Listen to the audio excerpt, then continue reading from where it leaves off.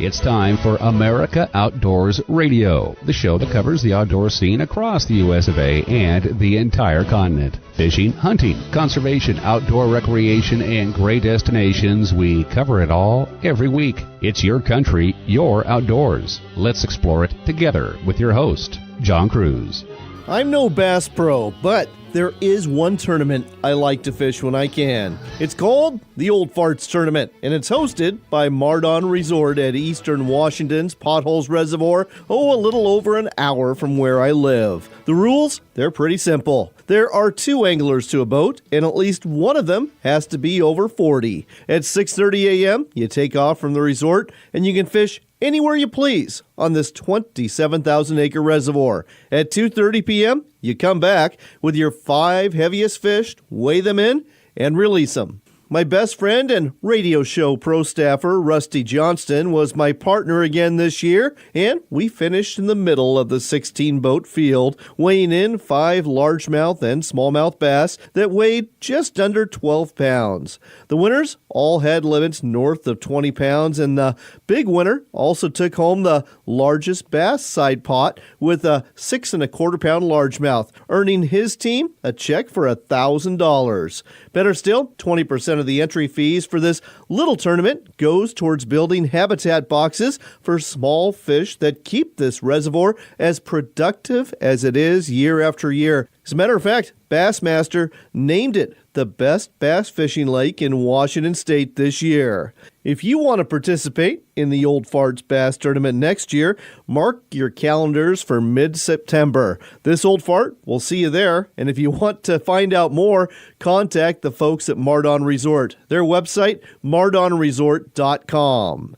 Meanwhile, in news about real professional bass anglers, unlike me, Otis Darnell of Linden, Virginia, won the T.H. Marine FLW Bass Fishing League Shenandoah Division Tournament on the Potomac River last Sunday. He had a 2-day cumulative catch of 10 bass, weighing 32 pounds even. Darnell used swim jigs and a Z-Man chatterbait and ended up winning nearly $5,500. And, in case you didn't hear, Justin Lucas, formerly of California and now living in Alabama, was crowned the Toyota Bassmaster Angler of the Year after the championship tournament at Lake Chautauqua, Georgia, 2 weeks ago. Lucas's 3-day total weight of 39 pounds gave him more than he needed to take home this title. Lucas not only took home a paycheck of $100,000, but he'll also be competing in the 2019 Bassmaster Classic. And I've got to admit, all of this is a bit more prestigious than the Old Farts Bass Tournament, isn't it?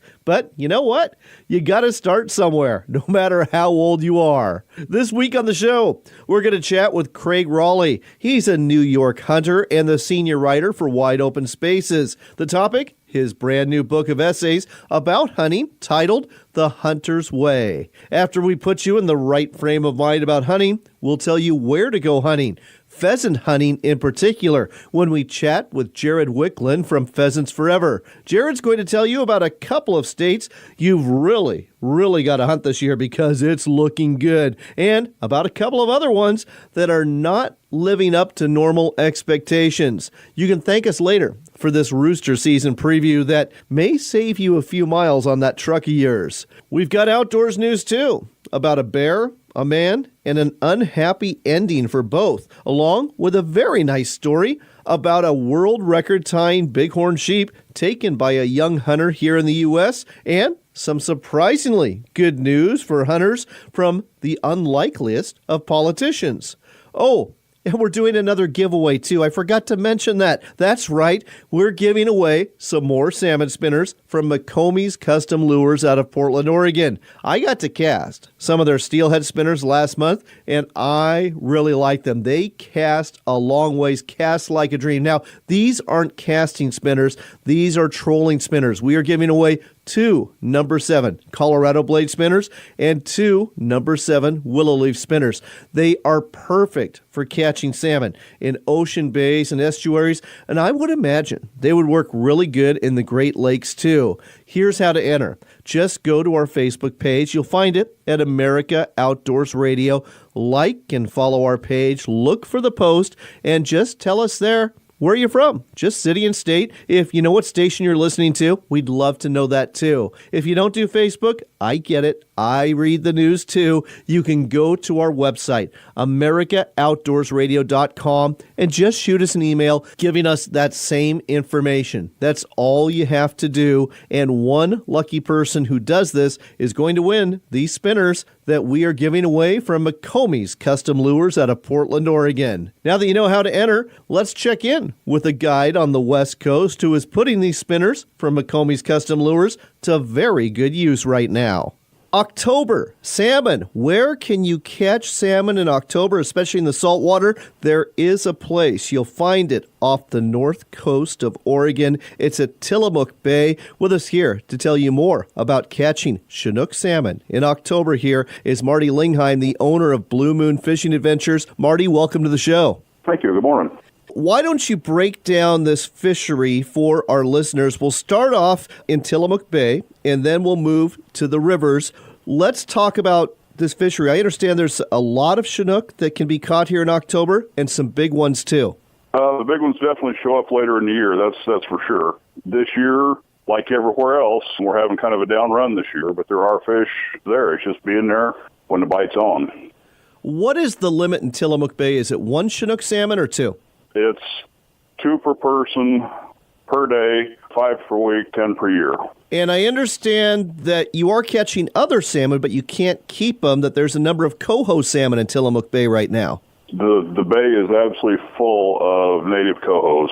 And therein lies the problem, folks. Native coho. You can keep hatchery fish, but you can't keep native fish. All right. Well, let's talk about wading through those coho, getting at the Chinook, especially the big ones. When it comes to fishing in the bay, I understand there's the upper bay and there's the lower bay.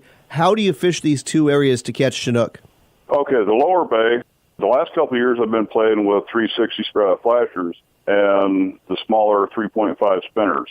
Last year, the hot lure was the 3.5 with a purple dot, was just on fire. This year, they won't touch it. It's I'm using the green tip rainbow spinner, still the 3.5, still behind the 360 flasher. It seems to be the hot one, both up in the Ghost Hole to Bay City, which is kind of mid-bay.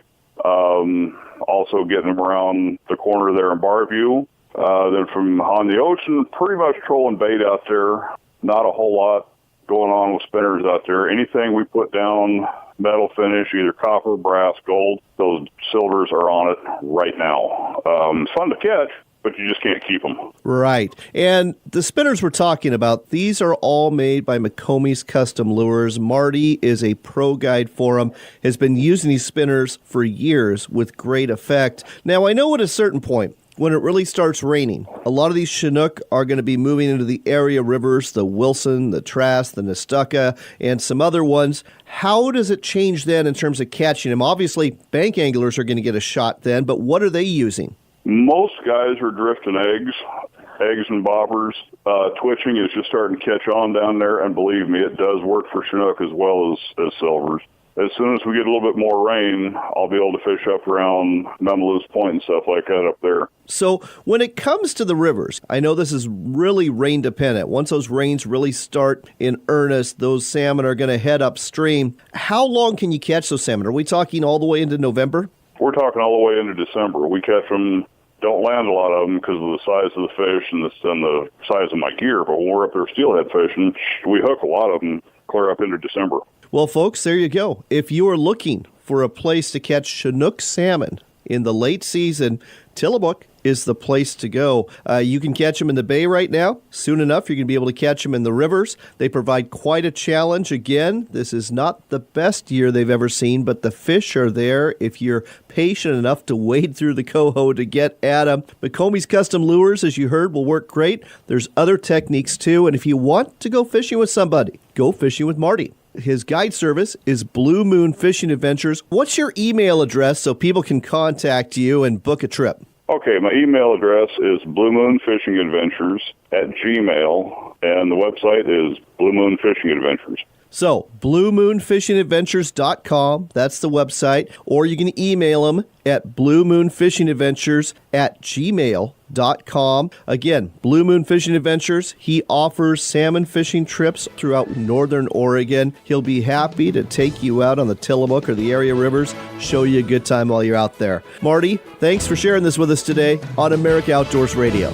Well, thank you. Have a good day.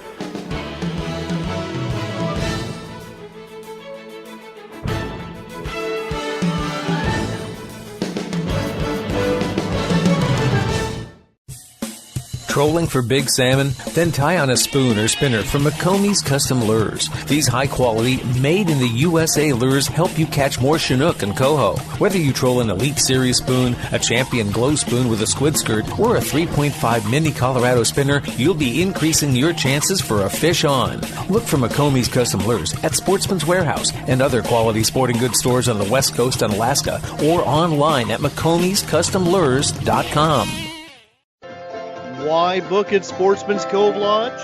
Why is Alaska like no other place on Earth? It hasn't changed in thousands of years. From the way you get here on a float plane to the way you go out with the guides and the boats, it's just a professional experience. And I said, this is as good as it gets. I said, if you can't catch fish here, you can't catch fish anywhere.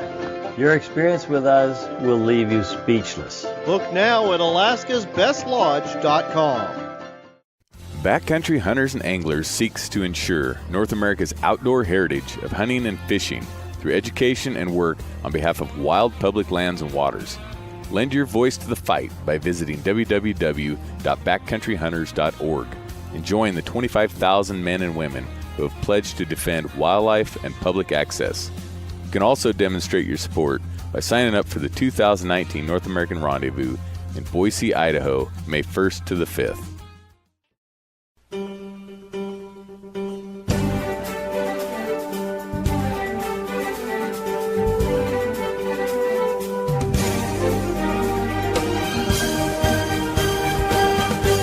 You're back in with America Outdoors Radio. I'm John Cruz. We've got a special guest for you. His name is Craig Raleigh. He's the senior writer for Wide Open Spaces, and he has just written a new book. It's a collection of essays. I think you're really going to enjoy it. The title of the book is called The Hunter's Way, A Guide to the Heart and Soul of Hunting. Craig, welcome to the show. Hey, thanks, John. Thanks for having me. Great to be here. So why don't you tell our listeners a little bit about your book and some of the essays you're going to find within it? Yeah, it's been kind of a lifetime inside of me coming out. And thanks to, of course, HarperCollins and Day Street Books, we've been able to put this in writing out. It was about a year in the process. And what they're going to find in this book is stuff that I think the average guy and gal out there, hunter, will enjoy. You know, we have chapters on the mythology of the hunter's ego and outdoor appreciation, the heart and soul of reflection, the hunter's luck, of course. That's a big part. You know, there's a chapter about the most difficult game, which I speak to trophy hunting and that kind of thing. It's really meant to be as inclusive as it can be for the average hunter out there, and that's what I'm shooting for.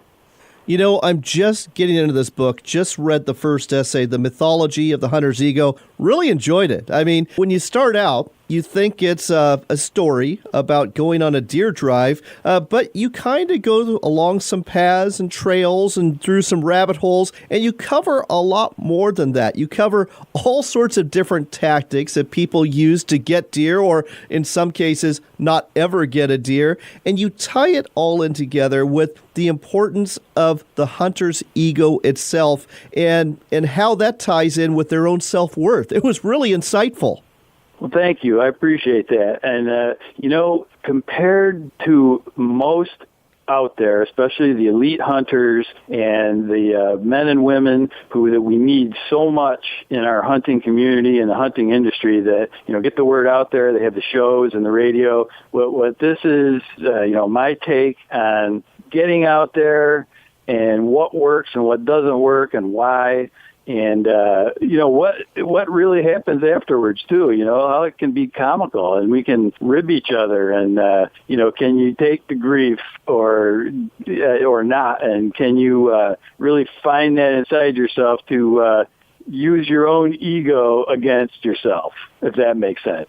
It does, Craig. And let's talk a little bit about you. I mean, you're never supposed to ask this question, but I'm going to ask it anyway.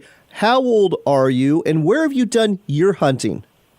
I'm 56 years old, and I've been deer hunting most of my life in the western part of New York State. In fact, at this time, I'm living with a family member on 60 acres of beautiful deer woods.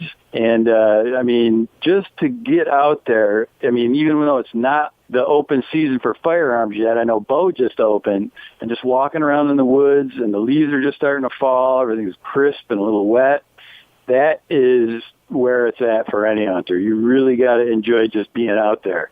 I agree completely. Folks, you're listening to America Outdoors Radio. We're talking to Craig Raleigh. He is the author of The Hunter's Way, a brand new collection of essays about the heart and soul of hunting. It's available on Amazon.com and brick and mortar stores like Barnes & Noble. Let's get back to hunting, though, Craig. And I want to talk about something else here. When it comes to the hunter versus the wildlife watcher, you and I know that hunter numbers across the U.S. are declining. However, people who get out there and enjoy watching wildlife, their numbers are increasing. But I personally believe that a hunter has a stronger tie to nature and the wildlife and the flora and fauna that we see than maybe the casual bird watcher or wildlife watcher does. Yes, I agree, John. You know, we as the hunters, the men and the women in the hunting community, we see things from the inside out that aren't as usual to the casual observer. And I guess what I mean by that is we walk off the path. We want to get into the thickest cover and go through it. We get our face scratched and our arm dug. We actually are looking at wildlife that's not there, where, in other words, the folks out there to observe wildlife, yeah, they might be at the park or at the wildlife refuge, and there's a good show, and we love that too as hunters and fishermen, of course, but what we're looking for is tracks, feathers, things on the ground that maybe the most casual observers don't see. And I don't mean to talk down to people like, you know, bird watchers and animal watchers that they don't notice these things, but for hunters, it means more. It shows us what's not there. It shows us what can be there and what will be there, we hope, when the hunt is on. So, Craig, we've got a collection of essays here, and I know that they're like your children. You love them all, but for different reasons. Are there a couple that maybe stand out that you're especially proud of that you are looking forward to sharing with a wider audience? Yeah, you know, of course, John, thank you for that question. Mythology of the Hunter's Ego is a great way to start the book. You know, we really thought that was the perfect beginning. And, of course, there's the Hunter's Luck was a lot of fun to research and look into and find a way to add that in. Two that I'm very proud of are The Most Difficult Game, which speaks to trophy hunting, and The Arrogance of the Poacher, which, of course, has a big place in the hearts and minds of all hunters, men and women. You know, we all know somebody that has probably done this, or maybe they've gone astray. Maybe they just, you know, as I said in the book, you know, there was they found a spot and it was great, and instead of taking their 5 ducks, they took 6. Or maybe they got a buck, but a bigger one came the next day. This is what I've told my son since he was a little boy. We all have to self-regulate ourselves. There's no one in the world that has that responsibility bigger than hunters and fishermen. When we're out there, even if we leave in a group, we tend to do these things alone. And when we do, there's no one there but ourselves and our conscience to take care and obey the laws that are there for everybody. Craig, this is very well said. We are unfortunately starting to run out of time, but folks, if you want to buy a copy of The Hunter's Way, a guide to the heart and soul of hunting by Craig Raleigh, here's where you do it. Just go to Amazon.com. It's a brand new book, so it's a great time to pick it up. You can also go to Barnes & Noble, other brick and mortar bookstores. You're going to find it there too. This will make for a great read this fall. I know I'm looking forward to it during some slow times in the duck blind, and it would also make a great Christmas gift, too. Again, it's The Hunter's Way, a guide to the heart and soul of hunting. The author is Craig Raleigh, who you've just heard from. And based on what I've heard, I'm looking forward to reading the rest of this collection of essays. Craig, thanks for joining us today on America Outdoors Radio. Thank you very much, John. It has been a pleasure and an honor. I can't thank you enough.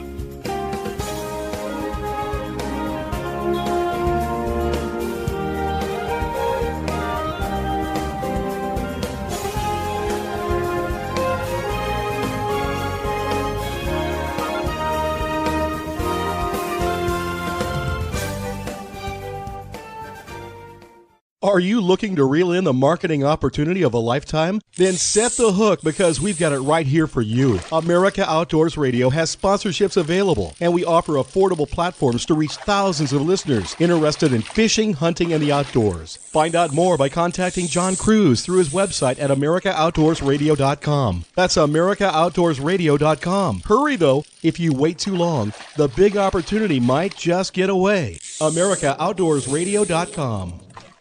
There's no more majestic, magical, adventuresome country than the western United States of America to enjoy a great family vacation. Hello, I'm Mark Hemstreet, owner of Shiloh Inns. Shiloh Inns are still offering affordable 4-star accommodations at 2-star prices. Enjoy deluxe smoke-free suites, spacious pools and spas, and fully equipped fitness centers. From free high-speed internet in every room to a free continental breakfast or full, hot, delicious breakfast at most Shiloh Inns.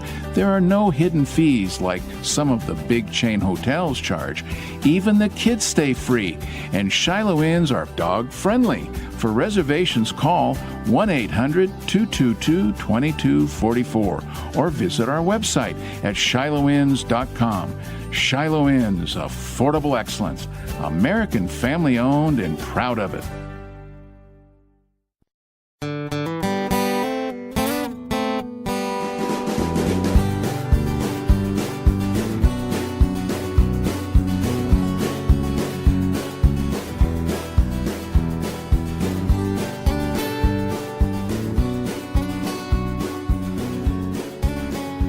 You're back with America Outdoors Radio. It's October, and that means it's time to go pheasant hunting. And the person we're going to talk to about some of the best places you can pheasant hunt this year, along with a couple of places that maybe aren't going to be quite as good, is Jared Wicklund, the Public Relations Manager for Pheasants Forever. Jared, great to have you back on the show. Hey, John, thanks for having me back. I appreciate it. Well, you know me. I'm always a cup half full sort of guy. So let's start off with maybe a state that people really ought to consider going to for pheasant this year. And I'm going to venture a guess that you're going to tell me South Dakota.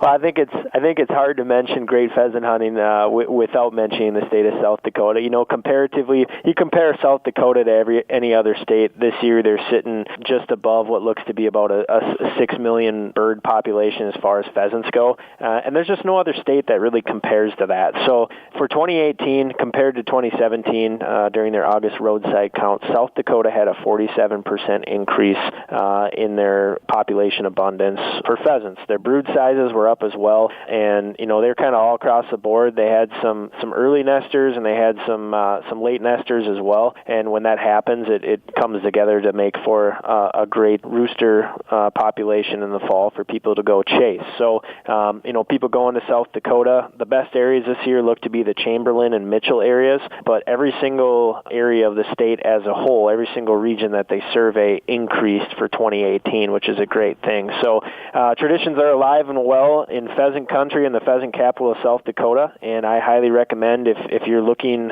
for a hunt in the Midwest this year and you've never been out there, you got to try South Dakota at least one time in your life just to see what the magic is all about of upland traditions in the pheasant capital.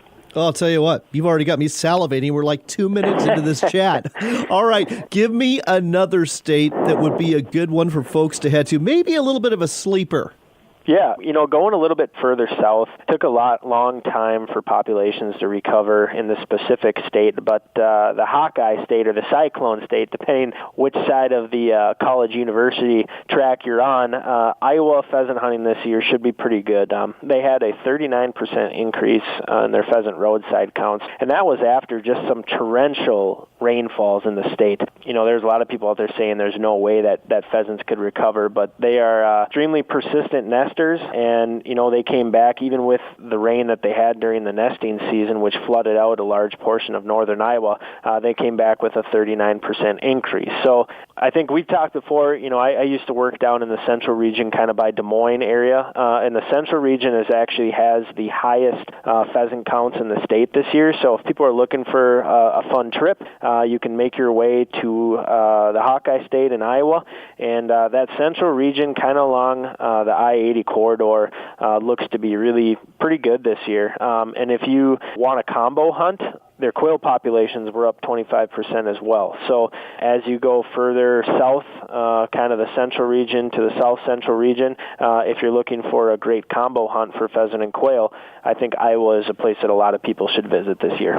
So here's a question about Iowa. I know South Dakota has quite a bit of opportunity for do-it-yourself hunters in terms of land access, but what about Iowa? Does that have a lot of opportunity as well if you're just going to go explore and prospect out there on your own with your dog? Iowa doesn't have as much public land as other areas, but just like most states, what I tell people is if you wait until after, let's say, the first 2-3 weekends of the season, the amount of pheasant hunters on the landscape are going to drop off significantly. So Iowa is actually a really great state for late season hunters. You're not going to find many people out there. They do have a new access program that's upwards of 30,000 acres now. It's been going for a couple years. Iowa's Habitat and Access Program, and basically pays a stipend for private landowners to open their property for public hunting. We've got a new program there called Communities for Pheasants and Farmers, and that is part of the Access Program as well. If you see kind of a Pheasants Forever sign along with an access sign, it's where we've gone and helped landowners identify acres that aren't very productive for crops but could be productive for wildlife. So we enroll those specific acres in a program, and we reallocate capital in that field to somewhere else. So saving the landowner money, providing a stipend for them through the Access Program, and providing walk-in hunting for hunters, which is an excellent thing. So there's a lot of opportunity there, and especially after the first couple weekends, access and finding places to hunt is not an issue in the state of Iowa. Well, there you go. And folks, that was also a great synopsis of what an organization like Pheasants Forever does to help both pheasant with habitat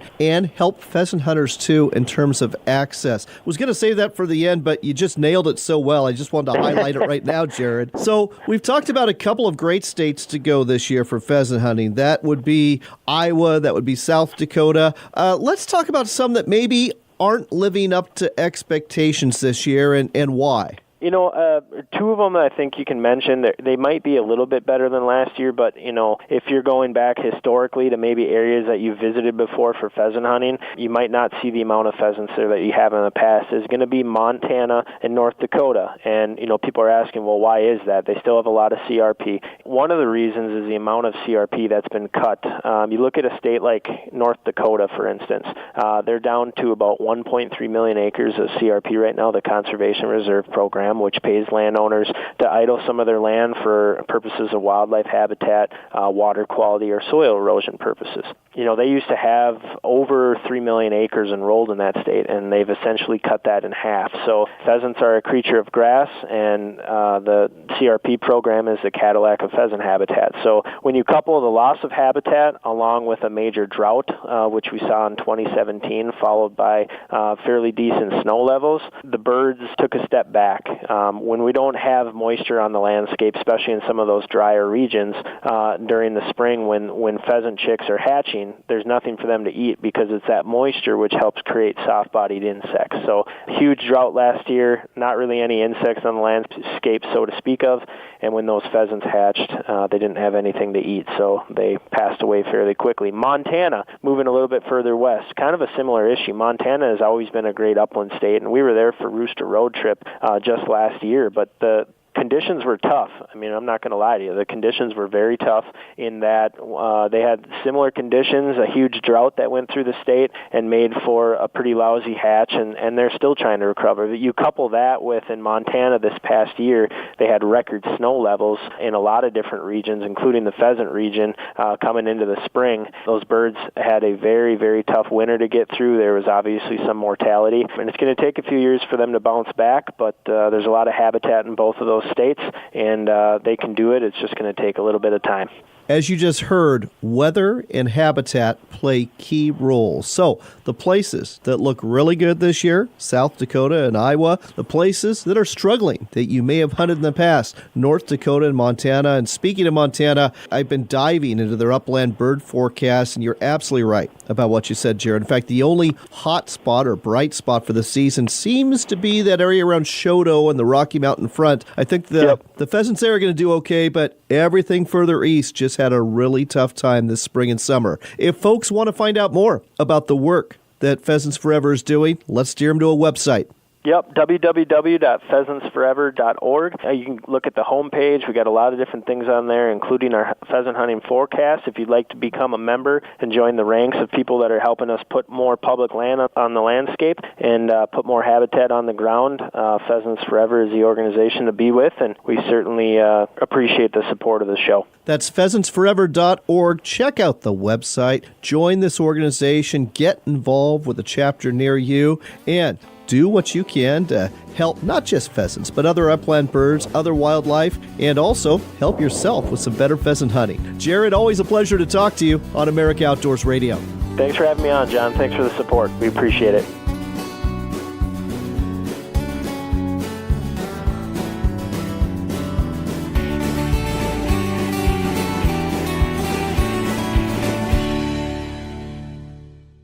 More habitat equals more wildlife. Pheasants Forever is working hard every day to ensure there's more wildlife habitat for the future. Join the habitat leader and help create wildlife habitat in your community. To join us, go to pheasantsforever.org. There's a place where the fishing is year-round, where the sun shines 300 days a year. The wineries and breweries are right downtown. The hiking and cycling offer spectacular views you just don't get in the big cities. Fortunately, the place is real and vibrant. It's the Dalles, Oregon, just 90 short minutes from Portland, along the gorgeous Columbia River, where the adventures are limited only by your imagination. Find out more at explorethedalles.com. There's no more majestic, magical, adventuresome country than the western United States of America to enjoy a great family vacation. Hello, I'm Mark Hemstreet, owner of Shiloh Inns. Shiloh Inns are still offering affordable 4-star accommodations at 2-star prices. Enjoy deluxe smoke-free suites, spacious pools and spas, and fully equipped fitness centers. From free high-speed internet in every room to a free continental breakfast or full, hot, delicious breakfast at most Shiloh Inns. There are no hidden fees like some of the big chain hotels charge.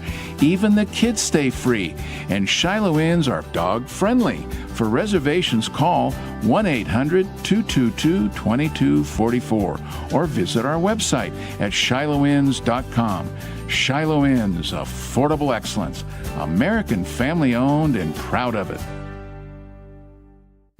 I'd like to welcome a new sponsor to our show. It's Sportsman's Cove Lodge, and many anglers who have been there will tell you it really is Alaska's best lodge. Sportsman's Cove Lodge sits on a salmon highway full of kings and silvers. There's halibut too, and there are some really big ones. Finally, with decades of experience taking care of customers, Sportsman's Cove Lodge knows how to treat you right from start to finish. Ready to book your trip of a lifetime? Then call Sportsman's Cove Lodge at 800-962-7889. That's 800-962-7889. 800-962-7889 for Sportsman's Cove Lodge. Trolling for big salmon? Then tie on a spoon or spinner from McCombie's Custom Lures. These high-quality, made-in-the-USA lures help you catch more Chinook and coho. Whether you troll an Elite Series spoon, a Champion Glow spoon with a squid skirt, or a 3.5 Mini Colorado spinner, you'll be increasing your chances for a fish on. Look for McCombie's Custom Lures at Sportsman's Warehouse and other quality sporting goods stores on the West Coast and Alaska, or online at McCombie'sCustomLures.com. Are you looking to reel in the marketing opportunity of a lifetime? Then set the hook because we've got it right here for you. America Outdoors Radio has sponsorships available, and we offer affordable platforms to reach thousands of listeners interested in fishing, hunting, and the outdoors. Find out more by contacting John Cruz through his website at AmericaOutdoorsRadio.com. That's AmericaOutdoorsRadio.com. Hurry, though. If you wait too long, the big opportunity might just get away. AmericaOutdoorsRadio.com.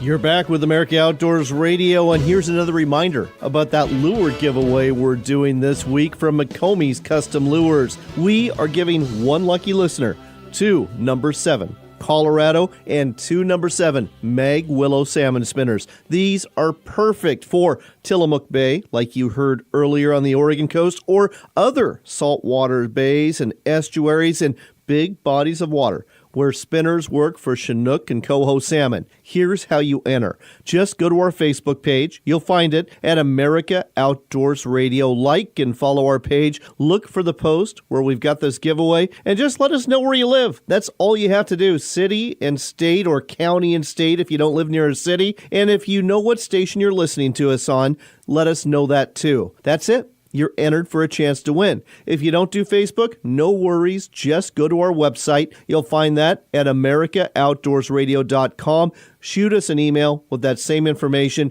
and you are entered. One lucky person who does this is going to win this 4-pack of spinners from McCombie's Custom Lures.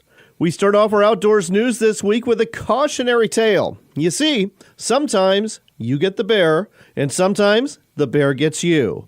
It's a saying I remember hearing as a kid, but last weekend in Alaska, it appears a bear and a person got each other. From Fox News and Alaska Daily News, we share the story of 28-year-old William McCormick, a soldier stationed near Anchorage. He went hunting during his off time with a fellow service member last Saturday near Moose Pass and saw a bear on the ridge above him. McCormick took the shot and hit that bear good, causing the bear to roll down a rocky slope. Unfortunately, it was falling down the slope right towards him. That bear dislodged several big rocks on the way down, and McCormick was hit both by the big falling rocks and the tumbling body of the bear. McCormick's uninjured hunting partner was able to signal for help, and McCormick was transported to a hospital in Anchorage with life-threatening injuries. Our prayers are with you for a speedy recovery, William. In other news, sometimes fortune favors the young. I'm full of sayings today, aren't I? But this one applies to the news I learned from the Outdoor Hub when I read this story about a 22-year-old college student who tied the world record with the bighorn sheep he shot in Montana. The hunter in question is 22-year-old Justin Sheedy. He's a busy young man. He attends Montana State University in Bozeman and serves in the Montana Army National Guard. Still, when he drew a bighorn sheep tag, which is no easy task in itself, he made the time to hike into the backcountry on public land to go after a big ram. Sheedy's strategy worked. He bagged a ram that scored 208 3/8, tying the Boone and Crockett world record taken in Alberta back in 2000. Way to go, Justin. But I'll be honest, there's a few of us older hunters who have never drawn a sheep tag that are just a smidge envious. Finally, some good news for hunters out of the state of California, where we've been telling you the last few weeks about a bill passed by the state assembly that would outlaw the import of any part of several African big game species. From a conservation point of view, this made no sense at all because it wasn't going to help these animals, and it would merely hurt the economies of the countries where these animal species live and make them more vulnerable to poaching. Surprisingly, Governor Jerry Brown figured this out and he vetoed the bill when it hit his desk. It just goes to show that sometimes, not often, but sometimes, common sense trumps politics. Thank you, Governor Brown, for displaying that trait when it comes to this anti-hunting bill. Next on America Outdoors Radio, we're heading back to fish camp at the Peach Beach RV Park in the Columbia River Gorge, bordering Oregon and Washington. People come here to fish for salmon on the main stem Columbia, but the runs are down, so salmon fishing is closed. What's an angler to do? They go fishing for walleye, because there's some pretty big ones here in the Columbia. With us here to tell you about his day on the water is Dave Brown with Okuma Fishing and Tackle, based out of California. Dave, great to have you back on the show. Hey, John, thanks for having me. Dave, last year at Fish Camp, we were talking about lures. This year, I want a fishing report because I saw a picture of you with one heck of a dandy walleye. We had a pretty good morning. Where exactly were you fishing today? We were just below the John Day Dam. All right, which is literally just a couple of miles away from where we're camping right now. And how did things go? I understand you got into your walleye very early in the day. We did. Yesterday, when we were getting done fishing there, we started to get a really nice bite right by the dam there. Today, we said, let's start there. Paddled on up there and made that first drop. And right away, it kind of set the hook and felt like it was the bottom or even like a little bit of a sturgeon. And then all of a sudden, it started moving. Made a little run, got that thing going, and actually kind of horsed me around a little bit around the bottom. And I was able to get that guy up, and it was a beautiful, beautiful walleye. I just saw a picture of it. And folks, we're talking about a 7+ pound walleye here, and those are not uncommon in the Columbia River. Gotta ask, what's the biggest walleye you've ever caught? Was this it? That was it for sure. I just got back from Lake of the Woods last week, and we got a bunch of that 3 and 4 pound stuff, but this guy clearly stood out above that stuff. As we both know, there's a lot of ways to catch a walleye. You can troll basically a bottom walker with a spinner worm harness, or you can jig for them. What were you guys doing? Today we were jigging. I had a little chartreuse jig, and we had a night crawler behind it, and just jigging. The fish were real low and right along the bottom, so a quick tap along the bottom and raise it up about 6 to 8 inches, and that was it. Sounds fantastic. Did you get any more walleye, either you or the other clients in the boat? For the boat, we had 3 total. We had 1 sturgeon, and then we had a couple of bass on top of that as well. Well, and that's one thing about fishing the Columbia River. You never know what you're going to reel in. Now, I am guessing, since you're with Okuma Fishing, that you were probably using some Okuma rods. What were you using today? That's correct. I actually brought a whole bunch of our SST hover rods thinking we were going to do some salmon fishing, but that didn't pan out. So in my box, I happen to have some of our new Deadeye rods with me. This is the second generation of the Deadeye rods. There's the Deadeye Custom, the Deadeye Pro, and the Deadeye Classic. Today I was using the Deadeye Pro, and I was pulling out one of the jig rods. It happened to be a 7-foot medium-heavy rod. Just a great little rod. You're looking at a 40-ton graphite, and just very sensitive. These Deadeye rods, I presume they're just for the marble eyes? This is specifically for walleye fishing? Correct. Yeah, the Deadeye is the nickname for the walleye. You bring them up, and they've got that cloudy eye to them, and that's where the Deadeye name came from. Next question. When it comes to these rods, are we talking about just a bait caster rod, or are we also talking spinning rods here? So these are spinning and casting. They've got some trolling rods mixed in as well. Just real quick to run through them. The Deadeye Classic, that's going to be the lower level. They're like $49 to $69. They've got trolling and jig rods in there. There's a little bit of glass to them. Very nice little rods. Then you jump up to the Deadeye Pro, which all retail about $99. Those are the ones I was using today. And there's bottom bouncers as well as jig rods. Then you get into the Deadeye Custom, and those are all specific for jig rods. It's got the spiral wrap to them, very strong, very sensitive rods. How much are those custom rods? The custom rods are at $129.99. That's just amazing to me. And you and I have talked about this before. I'm not sure we've actually talked about it on the air, but one of the things I love about Okuma rods is that you offer some very good quality rods for a very affordable price. And it's not just these walleye rods. It's the majority of your rods fall into the same category of being really good rods, last a long time, but you're not going to break the bank. That's correct. We are our own rod manufacturer. We build our own blanks. We do all of our own wrapping. We get all of our components from Fuji and all the other guys out there. But we're able to put these together. We're able to back them up. Like that Deadeye Custom's got a lifetime warranty on it, and the other two have a 1-year warranty. But we're able to back those up. We put a good product out on the water. All right. Where can folks buy the Deadeye rods for walleye fishing wherever they're looking for them? You could definitely check your local retailer and ask them for by name, the Deadeye rods, or come check us out at okumafishingusa.com. That's okumafishingusa.com. It's the Deadeye rod from Okuma Fishing. Check them out, and you just might reel in a big one like Dave did today. Congratulations, Dave. Thanks for having me, John. Appreciate it.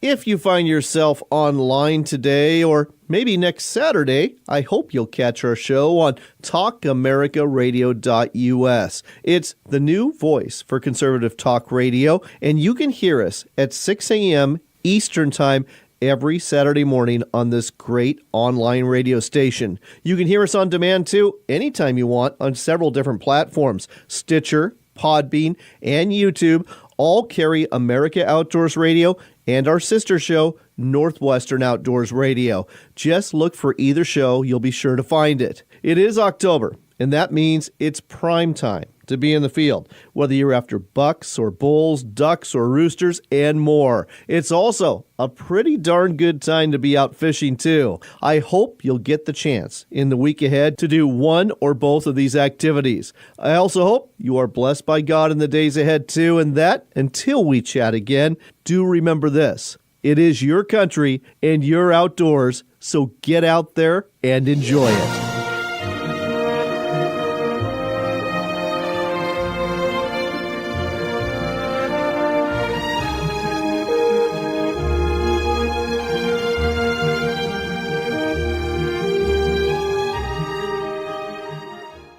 Looking to reel in the marketing opportunity of a lifetime? Then set the hook, because we've got it right here. America Outdoors Radio has sponsorships available, and we offer an affordable platform to reach thousands of listeners interested in fishing, hunting, and the outdoors. Find out more by contacting host John Cruz through his website at AmericanOutdoorsRadio.com. That's AmericanOutdoorsRadio.com. But hurry, if you wait too long, this big opportunity might just get away. That's AmericanOutdoorsRadio.com.